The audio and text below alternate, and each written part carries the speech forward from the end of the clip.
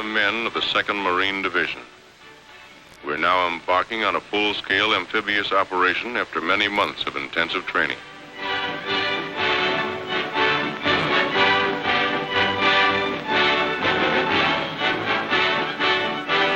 The transports are combat loaded. The ships of the Navy and Coast Guard form our convoy. Squadrons of carrier planes cover us in the sky. Several days from our destination, a destroyer brings us sealed orders.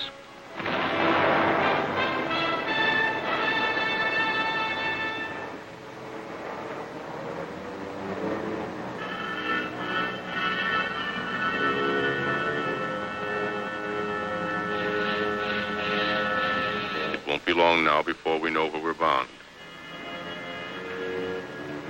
The relief map of our objective is broken out. Fortified island of Betio and the Tarawa Atoll, a very important Jap air base on the outer fringe of their Pacific defenses. Our platoon leaders started explaining the terrain to us. By the time they were finished, we knew that island and its reefs as well as we knew our own backyards. We built more machine gun ammunition.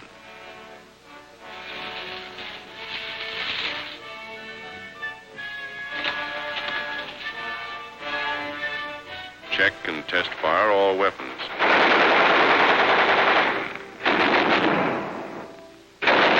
Exercise helped to relieve the tension.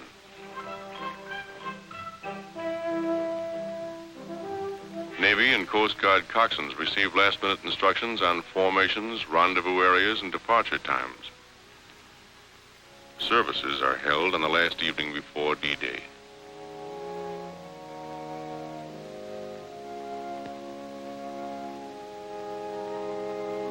We liked listening to Father Kelly. He'd been with us at Guadalcanal. He had a way of saying what we wanted to hear.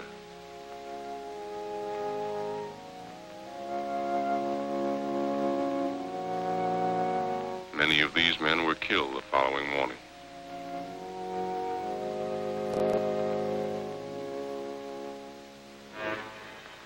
We are ready. D-Day. This is the day we attacked. Long before daylight, we're over the side into amphibian tractors and landing boats.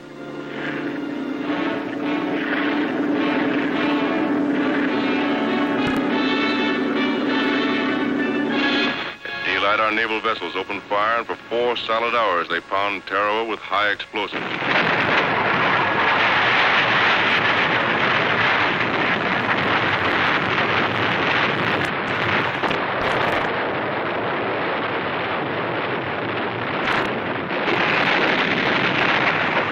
Everything went like clockwork. When the ship stopped firing, the Navy planes would take over. Bombing. Strafing. We were a team working together. Then, again according to plan, the planes withdraw and the ship's batteries open up again.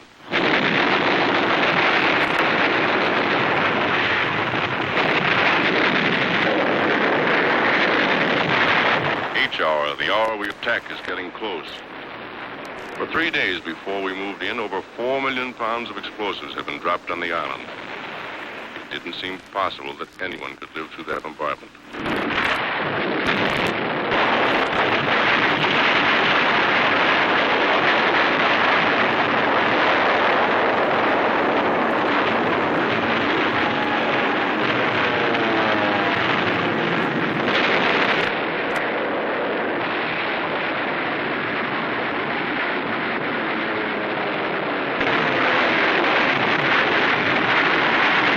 From this Jap hulk, machine guns constantly strafed our assault waves.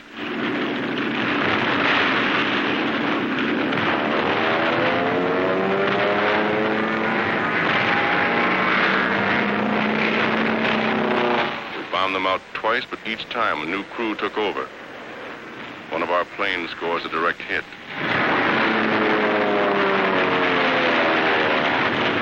As we approach the island, we have the feeling that the show is just about over. There doesn't seem to be any organized resistance. However, we're taking no chances. Suddenly, we're met by heavy machine gun and mortar fire. It takes a heavy toll of our boats and men. It doesn't stop us.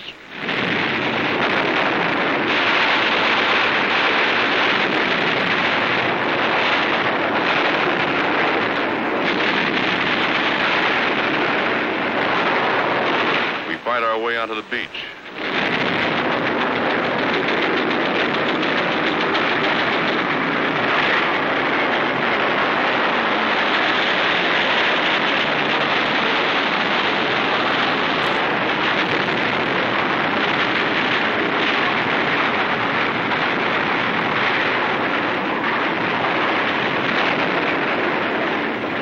Our men wade ashore from wrecked amphibians.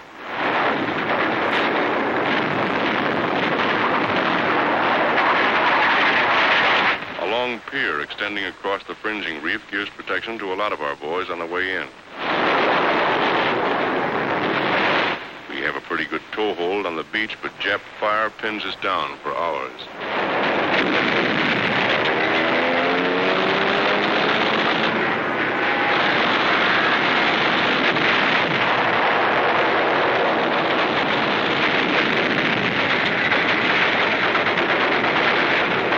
Casualties are pretty high, but as we found out later, blood plasma saves a lot of lives.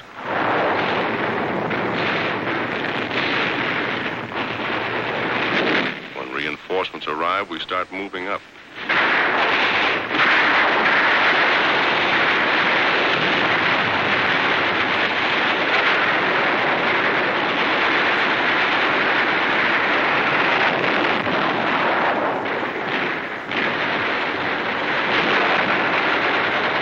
It isn't easy knocking those Japs out of their positions.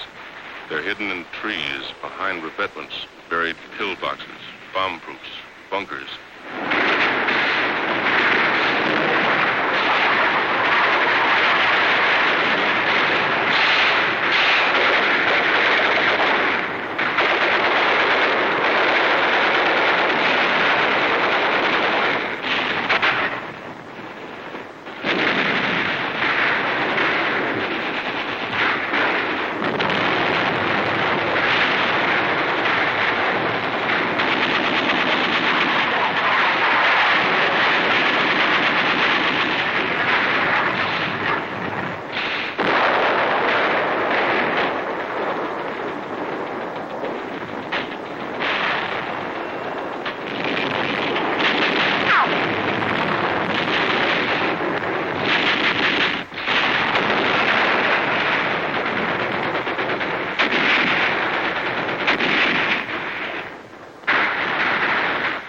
Hand grenades. We use all the firepower we have to blast them out. Our rifle fire is deadly. So are the flamethrowers and the mortars. The enemy breaks from cover.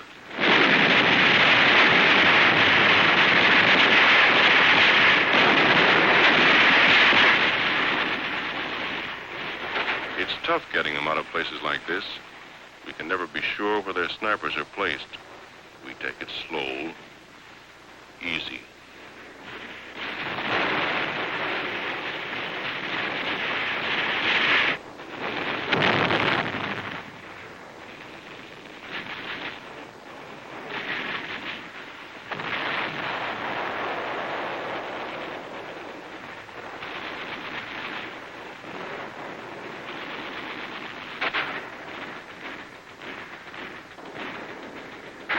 This bunker is giving us plenty of trouble. We have orders to clean it out.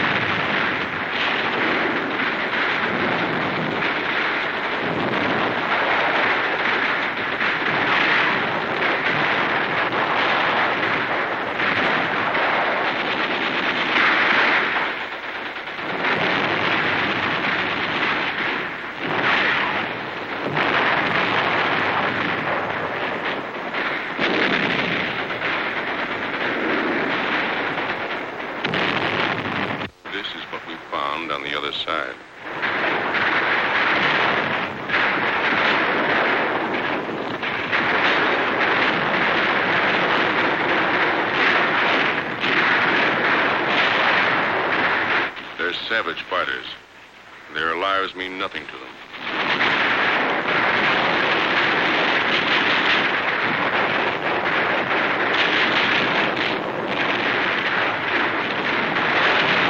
One of our boys is hit.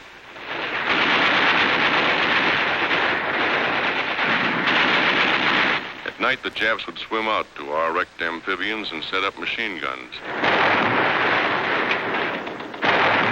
They got a few of us before we got them.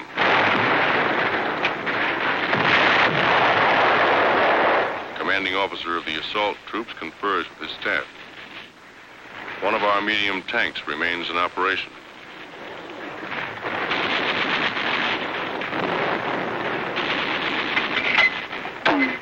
Although at the end of the second day, D+1, we breathe a little easier, mortar squads continue to hammer enemy points of resistance.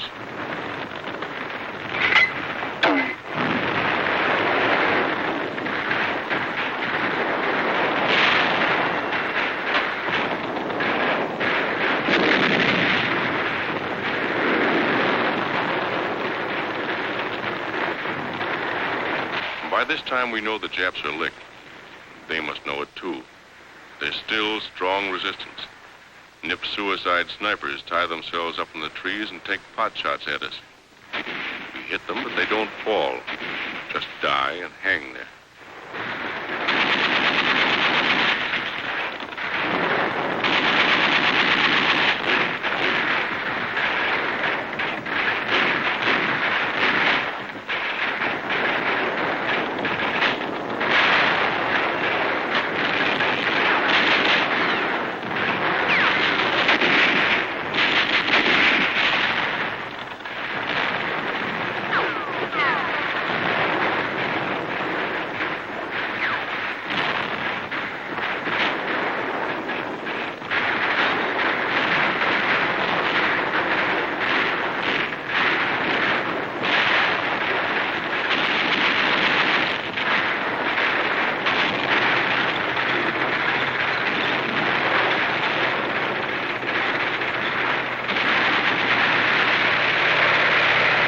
Light tank moves up the airstrip.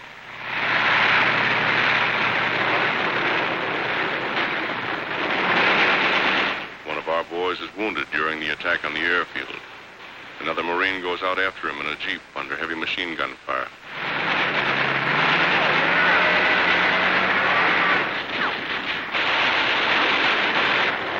Back at the beach, there's constant activity. Amphibians tow in fresh supplies. Food, ammunition, guns.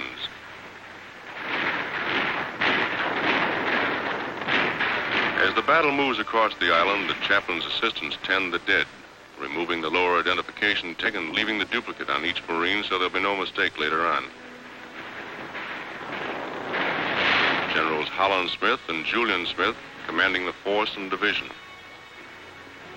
Admiral Harry Hill commanding the task force. Sometimes we actually have to dig the Japs out of their holes. The island is infested with buried pillboxes, many of them still crawling with Japs. These bunkers were so constructed that heavy shelling and demolition charges failed to crumble them. Many of them were over 20 feet deep.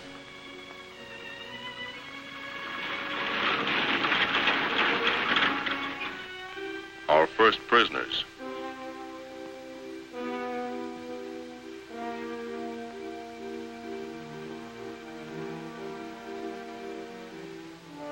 The wounded are given first aid in the field and then carried by stretcher to the boats. With them always are the Navy hospital corpsmen and Navy doctors and surgeons. At the transport, the steel litters are lifted from the barges and lowered into the hold. They're taken to the ship's hospital. Not a second is lost.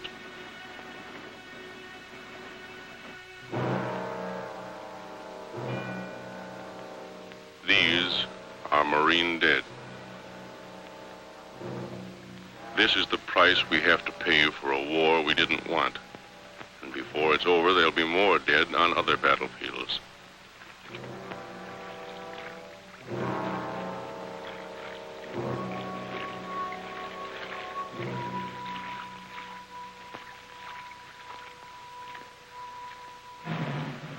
burial aboard ship for Marines killed in action.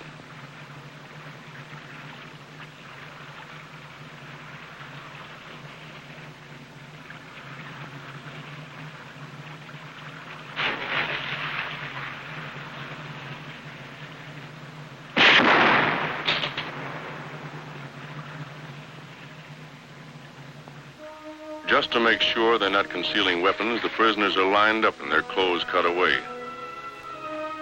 We gave them new ones later from their own dumps.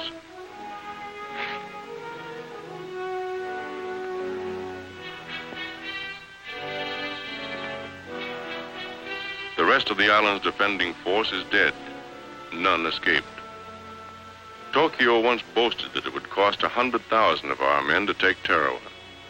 We lost less than 1,000. The Japs over 4,000.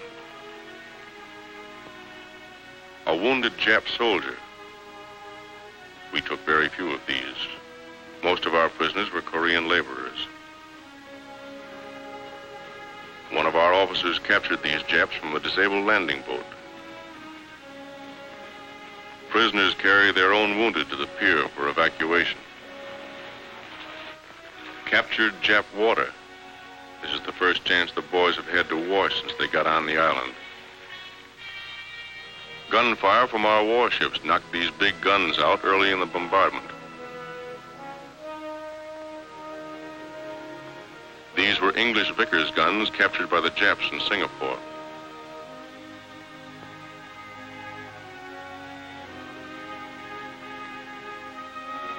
One of their many light tanks. This was the Jap command post, built of reinforced concrete several feet thick. That building was built to withstand plenty, and did. We finally took it with TNT and flamethrowers. The fighting was still going on at one end of the island when the Seabees landed with their heavy equipment. They set to work clearing the airstrip even while we were fighting for it.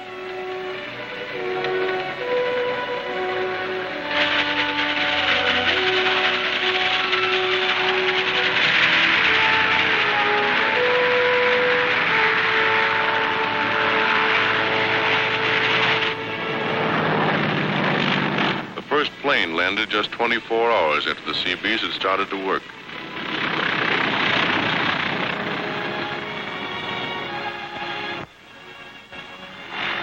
The second one lands 1 minute later.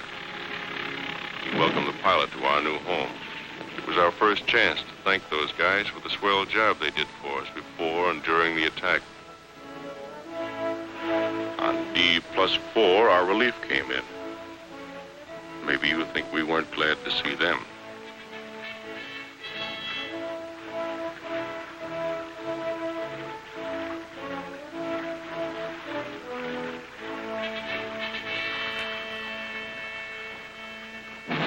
I guess all of us knew from the first, no matter how tough the going was, that we'd take the island. Just the same, the day the colors were run up on this palm tree and flew for the first time over Tarawa, we got a lump in our throats. We were mighty proud.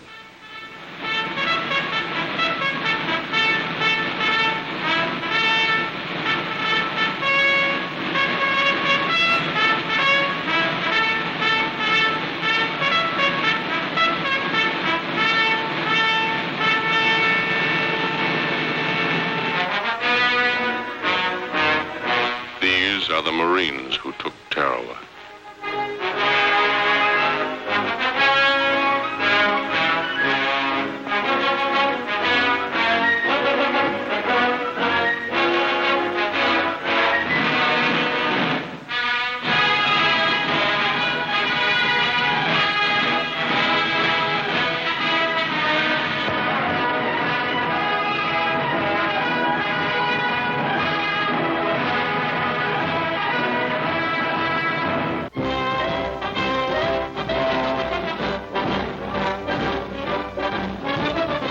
Your commentator is Joe O'Brien.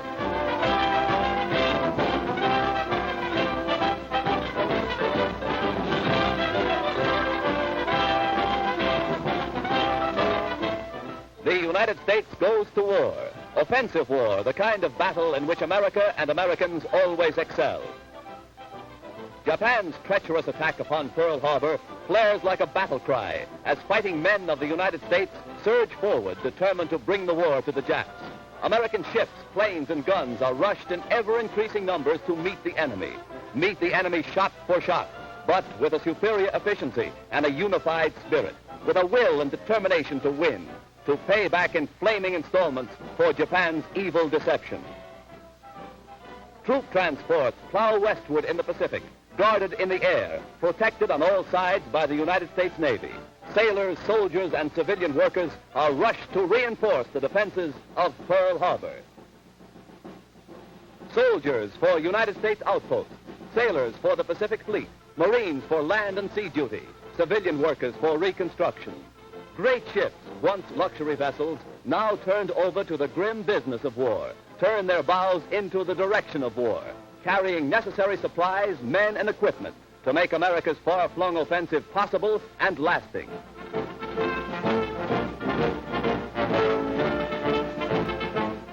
In the vast, trackless Pacific, America's Western Fleet heads southward. Battleships, cruisers, destroyers, aircraft carriers, and men. Pay back Pearl Harbor is the war cry. Tense watchfulness in hostile waters as our offensive fleet patrol plows through the southern sea under tropical skies. Battle stations are made ready to launch the first American naval offensive of the war.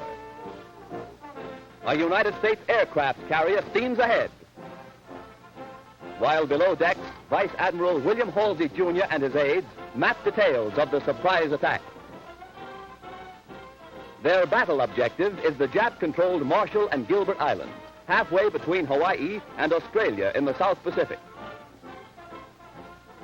Final orders for the intrepid airmen who will carry the attack to the enemy shores. Messengers sent by Uncle Sam to deliver devastating blows to Japan. Now from the carrier's radio room comes the command, stand by for orders. It echoes to the navigators on the bridge. And down into the engine room, bells ring and the indicator moves to full speed ahead. Motors whirl as the swarm of American planes makes ready for the initial blanket of aerial thunder.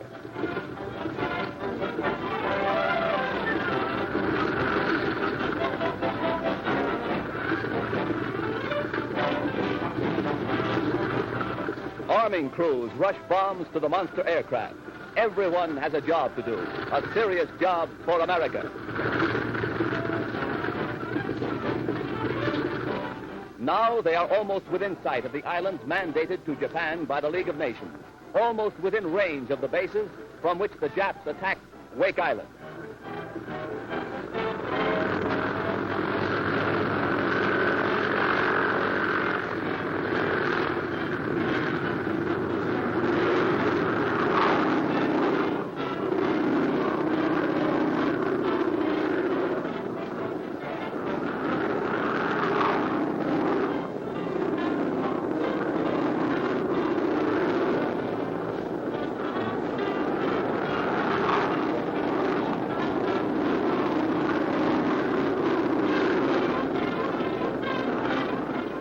Seaplanes aboard a cruiser are catapulted to take their place in the aerial battle line.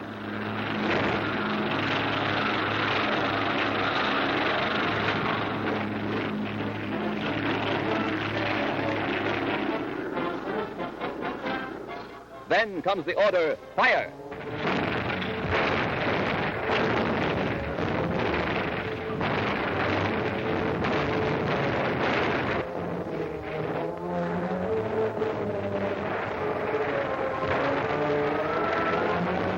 On the horizon are seen the dull green tops of coconut palms as signals flash a hit.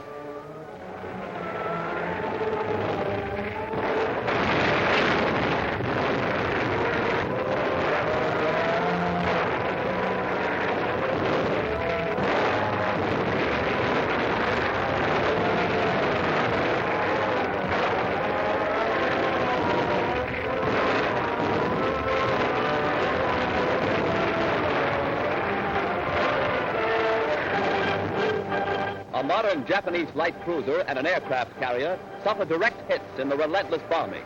These, with 14 other Jap warships, are sunk before Nippon's fighter planes get into action. And on the shore beyond, air bases, hangars, and key shore positions are wrecked in the brilliant surprise attack.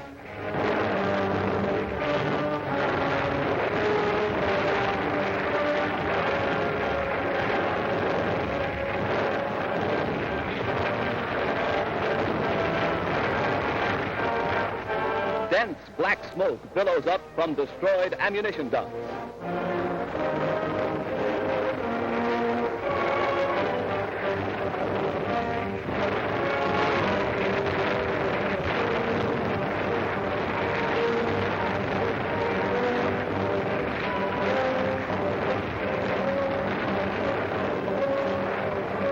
Fuel storage tanks and warehouses are blown to bits as hit after hit is scored along the entire shoreline.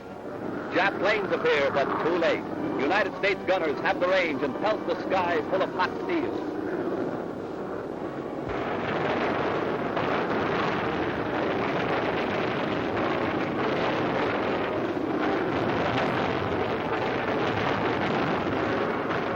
During the battle, 41 Jap planes are destroyed. 2 large seaplanes, 15 fighting planes, 21 bombers, and 3 patrol planes.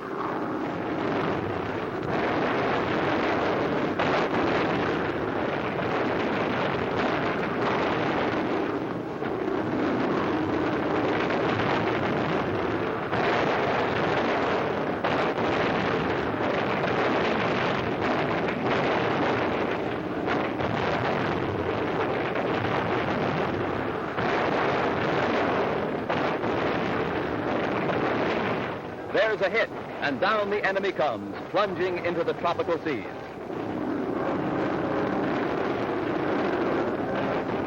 A continuous thunderstorm of anti-aircraft and machine gun fire meets the Jap airmen. The skies are filled with shrapnel. Here is a Jap bomber put out of business by Yankee marksmanship. The enemy airman points his failing plane at the deck of an aircraft carrier. A gunner sends a burst into the bomber, and it crashes into the sea. Here is sky war as rarely seen.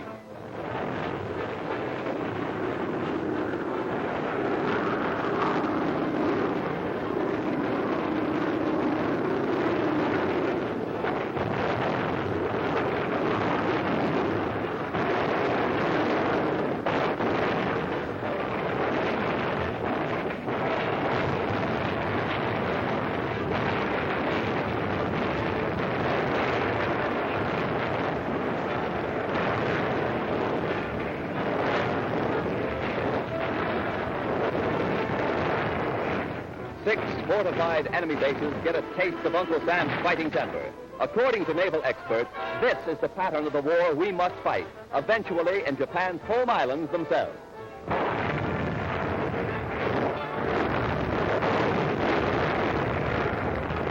All military installations and hangars are destroyed, and shore batteries silenced, radio towers blasted, and shore facilities leveled to the ground.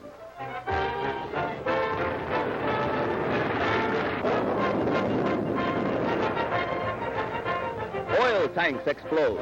The Marshall Islands aflame.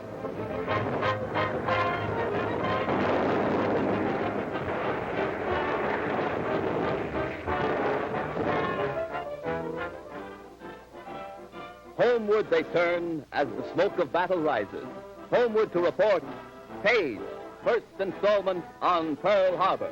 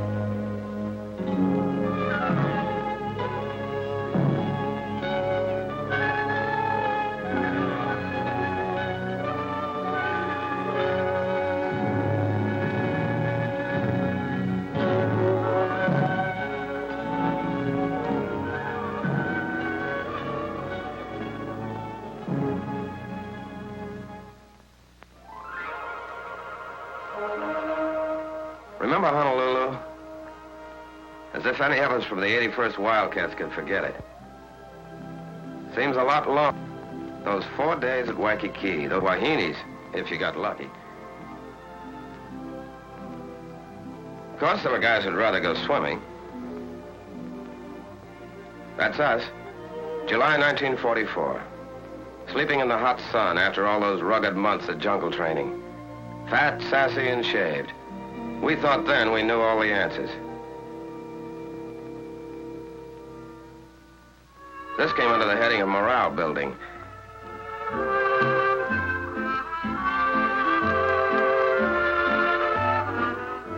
Of course, some characters needed more than others.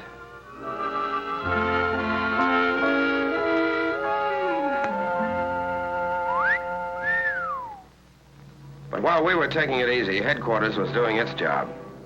General Richardson, commanding general, Pacific Ocean area, and his staff were cooking up a different kind of party for us. It began the day we started on the boat ride, wondering where the hell we were going and how we were going to do when we got there.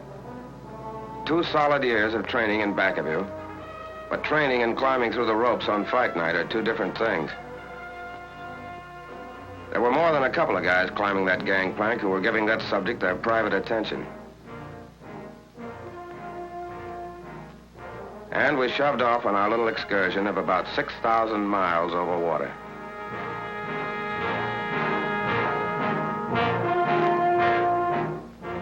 We were going down under. That's all we knew.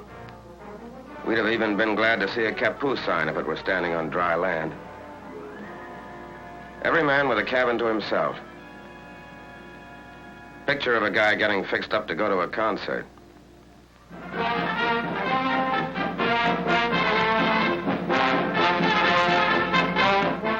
But it never made you stop wondering where you were going.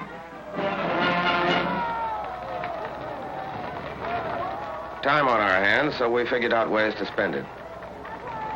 With a few bucks thrown in for a side bet. One way of getting tired enough to climb into your bunk. Back the loser, bub?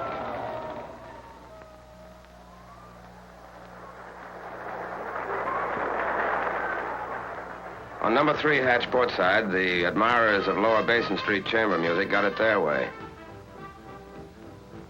Remember Curly Miller? The boy could really go to town.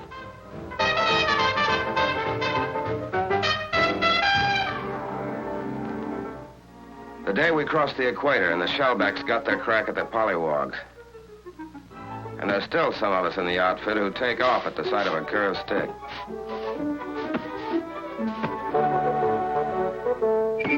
No, brother, that is not beer. Clipped, goosed, slugged, and half drowned, but no beefs. The collar merchants fitted the general for size.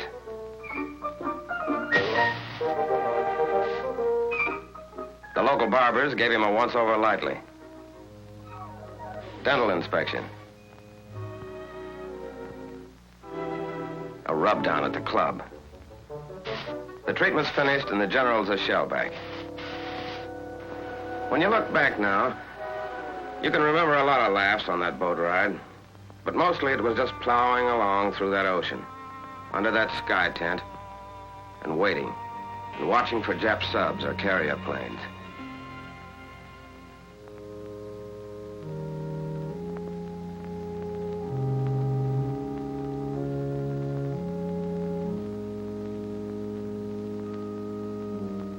There was plenty of time for thinking.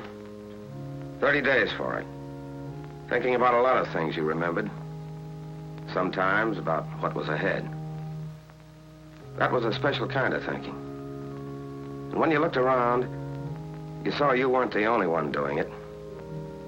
Somehow it made you feel a lot closer. It was the end of August when we dropped anchor off Guadalcanal in the Solomon Islands to go ashore for our dry run.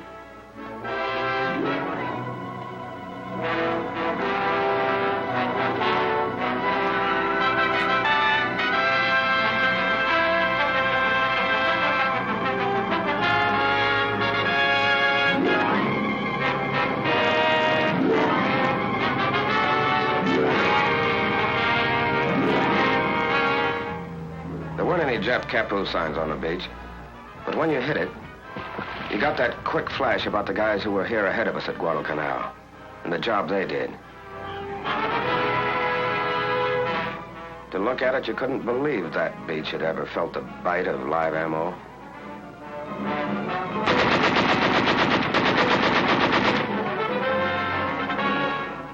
They said we did okay on the Canal Dry run. When we left the Solomons, we still didn't know where our next stop was, but it was getting closer. And when we got there, somebody was going to be shooting at us. All hands. All hands. Now hear this. The objective of this task force is the Palau Islands, 8 degrees north of the equator and 530 miles east of the Philippines. By occupying these islands, we will complete the sealing off of the important Jap strongholds to the east. Truk, Ponape. We'll help protect General MacArthur's right flank when he strikes against the Philippines. General MacArthur? Back to the Philippines? But what was our job going to be exactly? Angkor. That's our job. Southernmost of the Palau group. About 3 square miles of limestone and coral. Japs got a lot of their phosphate here. Okay, what do we do? The 322nd hits Red Beach in the northeast. The 321st will land on Blue Beach. 323rd stands offshore in reserve. General Miller and Admiral Blandy knew that the Japs were expecting us in the south. We were going ashore through the choppy surf under the narrow beaches in the north. Fan out fast until the 2 beachheads joined up, then move down the island. This was finally it. What the last 2 years had been for. We had the training and we had the weapons.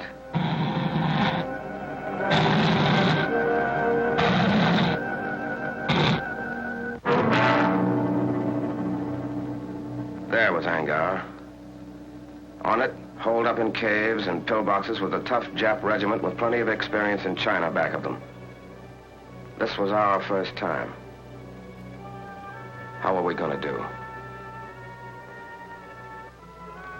Remember the morning of September 17th? The carriers opened the show.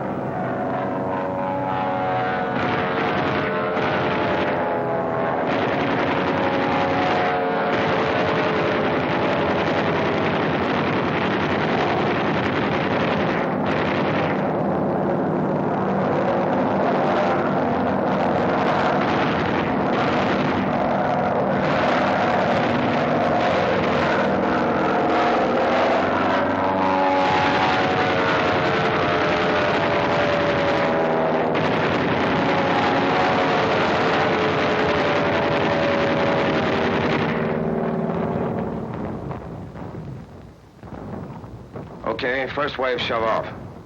That's us. Let's go.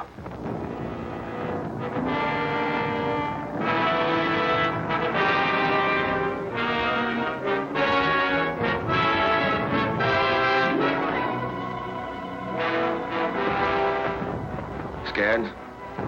Who wasn't?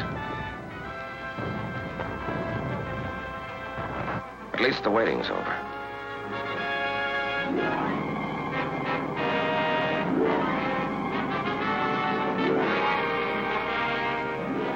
We piled onto Red Beach.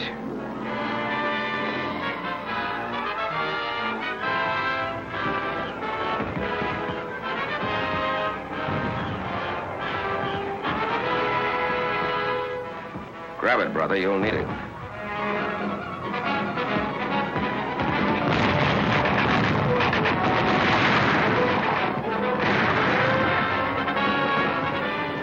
A 20-foot sand cliff to climb we didn't know about. And we were pinned down by machine gun fire and mortars. It helped to see other guys looking like you felt. But they were taking it too. That helped more. Blue Beach. Machine gun fire wasn't so bad. Our planes knocked out their mortars. But still no place to get caught with your pants down.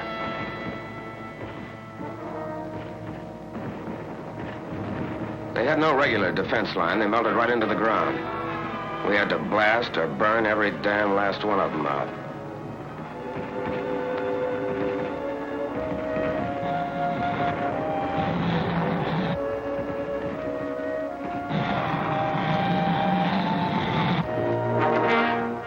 Naval artillery raised so much hell with Blue Beach, the Amtraks had a tough time making it.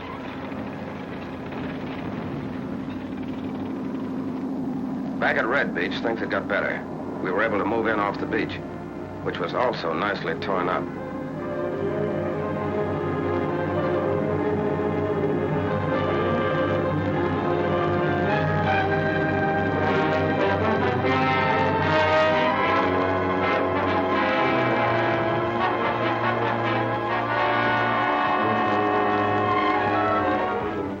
We started blasting them out of their rat holes with satchel charges.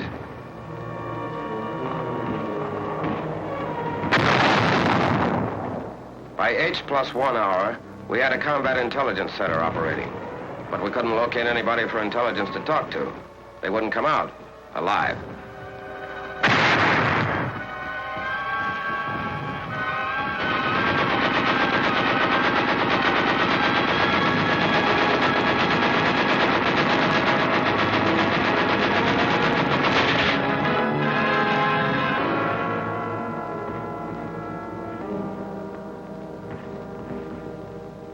Medics brought casualties down to the beach while we went on burning and blasting, extending the beachhead.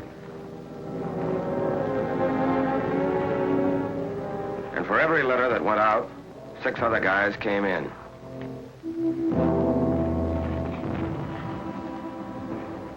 As soon as we had a good toehold, landing craft started delivering in back of us, building up an ammo dump. The Japs were still on high ground to the northwest, with mortars. They hit the dump.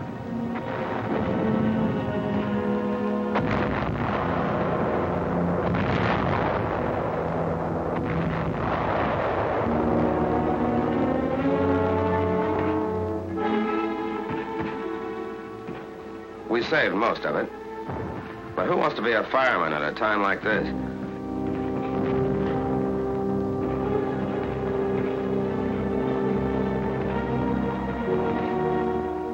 General Miller came ashore the next morning to get a first-hand look at the scoreboard.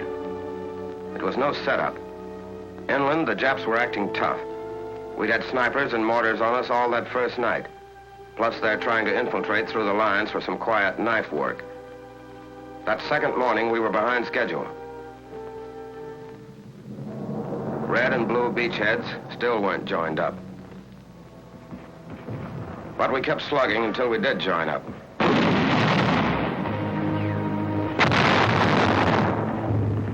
And all the time moving inland. Then we got to Shrine Hill. Remember? Caves 15 feet deep, dug out of solid coral. Entrances barricaded with coconut logs, leaving firing slits only a couple of inches wide.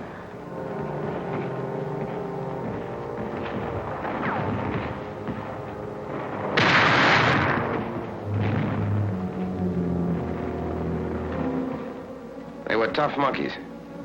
There'd still be some of them in there firing even after you'd put a 25-pound satchel charge under them.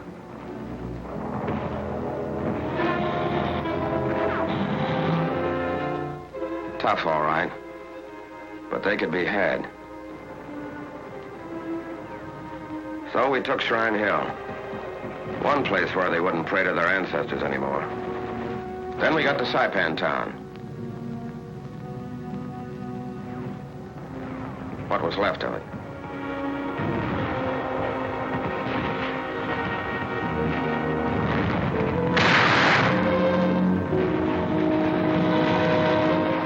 By this time, we'd cooked, blasted, or shot 600 of the little apes. And had what we came for, including the phosphate plant. These phosphate diggings, about the best in all the Jap-mandated islands, were out of business at this stand permanently.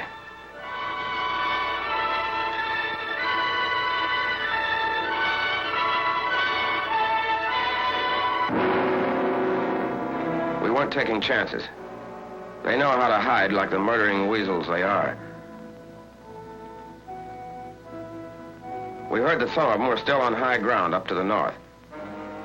But by the end of the third day, we'd shoved them back into the northwest corner and the southern tip of the island.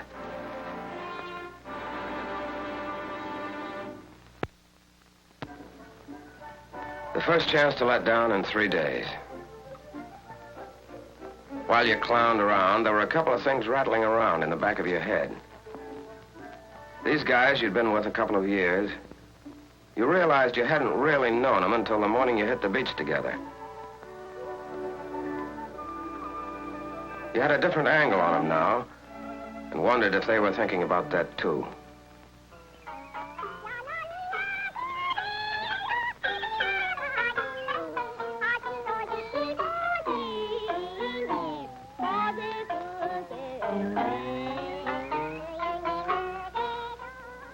While all of this had been going on, our 321st pulled out for Peleliu Island, 6 miles to the northeast. The 1st Marines were finding it heavy going up there. The 321st went up to give them a hand. The rest of us who stayed on Angar had our own job to finish. The jungle was still lousy with Jap snipers, but we couldn't wait to clean them out to get the airstrip in. With a rifle covering every couple of axes, the aviation engineers started hacking out the strip. The sooner it's in, the sooner we can use it as a base to plaster the rest of the Palaus.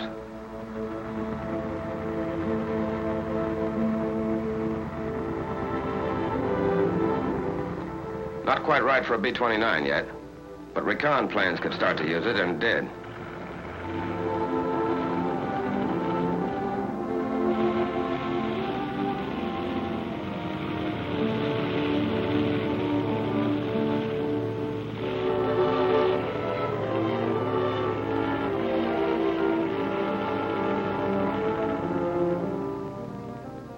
That island way in the background is Peleliu, where our 321st was battling Japs. Angar was ours, but not quite. Up in the northwest corner, there's a piece of high ground we were starting to call Suicide Hill. To get to it, we had to move up the narrow gauge leading from the phosphate works into the defile that, for good reason, got the name of Bloody Gulch.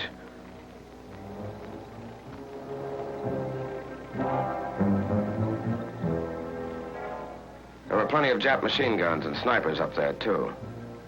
A Jap 75 mounted on rails kept poking out, firing, and pulling back into a cave. We couldn't see what the hell was going on up ahead, but the tanks could. They were checking with each other over the radio. Vincennes, repeat your last transmission. I did not hear. Over. I said we're stopped by enemy fire at the head of the gulch. Sea breeze, I think it's sea breeze, just got hit up ahead. Vincennes, this is Booper. I'm pulling Cherry back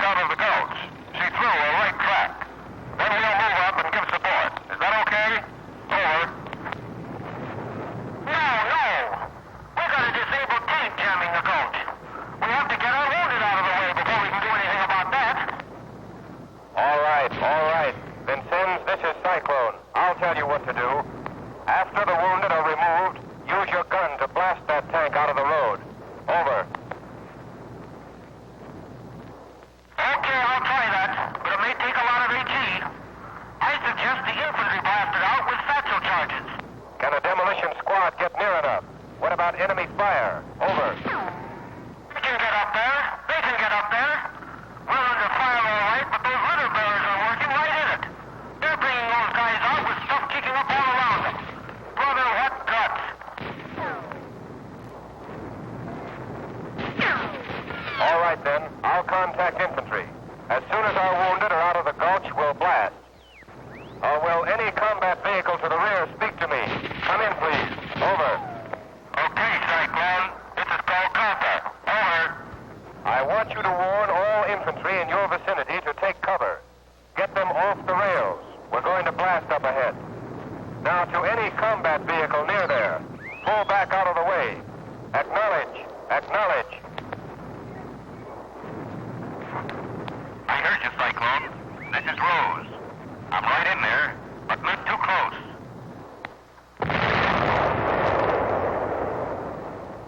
Not too close, he says.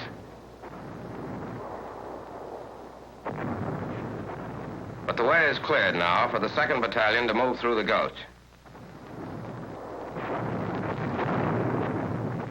We were going to start a little encircling maneuver. So we split up. Some of us went up the rise to the right.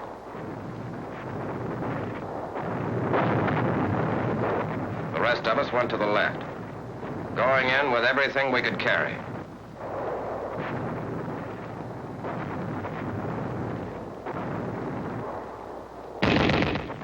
Yeah, and everything we could throw. It was going to be Suicide Hill for the Japs now. We had them really holed up now. We called back for mortars and 155s.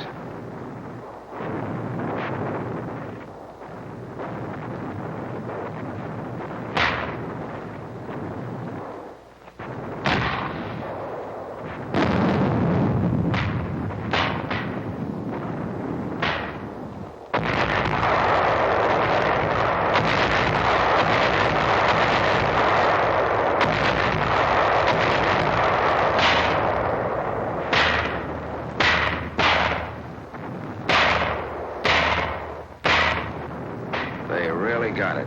All afternoon and into the night.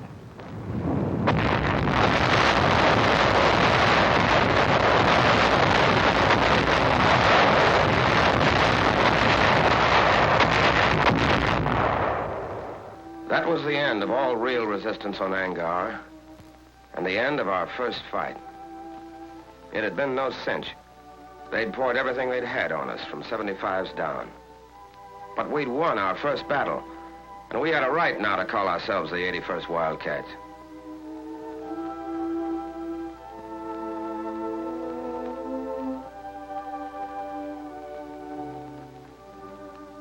When you watched those guys come out, you realized something you hadn't known. How mad you got when the bastards hit the guy next to you.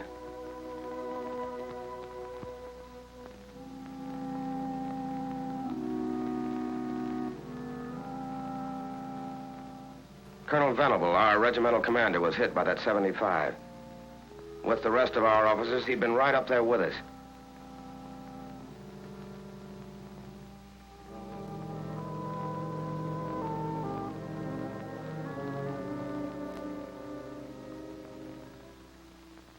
From the top down, the 81st had gone in and come out all right.